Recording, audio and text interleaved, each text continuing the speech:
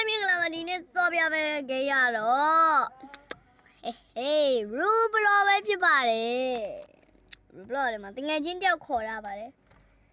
သူ့နာမည်ကတော့ခိုင်ဒိုလို့နာမည်ပေးတာသူကခိုင်ဒိုရဲ့ဖန်မို့လို့ခိုင်ဒိုလို့နာမည်ပေးတာနာမည်တကယ်အစီကတော့တခြားရှိရပေါ့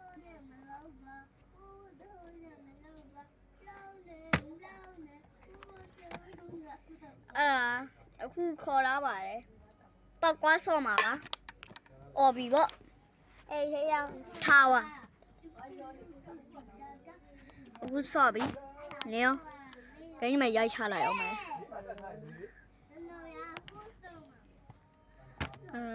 TOWER ထားဝါဆိုတဲ့ဂိမ်းလေးပါထားဝါဆိုတဲ့ဂိမ်းလေးပါထားဝါလေး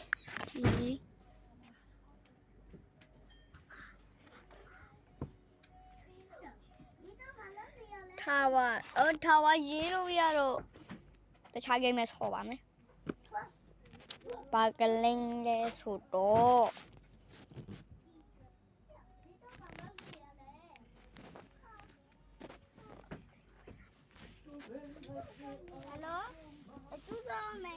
အခုကအနောက်မှာတယောက်နောက်တစ်ယောက် string နေပါတယ်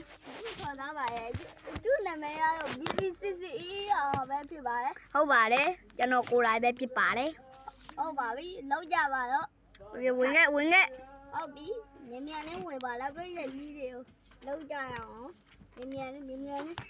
ငါလည်းမဝင်နိုင်မဲနဲ့ရှောက်ဝင်နေတယ်ငါလည်းဝင်လိုက်တော့ပဲကွာတာဝါတုံးမင်းတာဝါ TOWER ငါကြည့်ရဲလို့ရအောင်ပြိတ္တကပါမရအောင်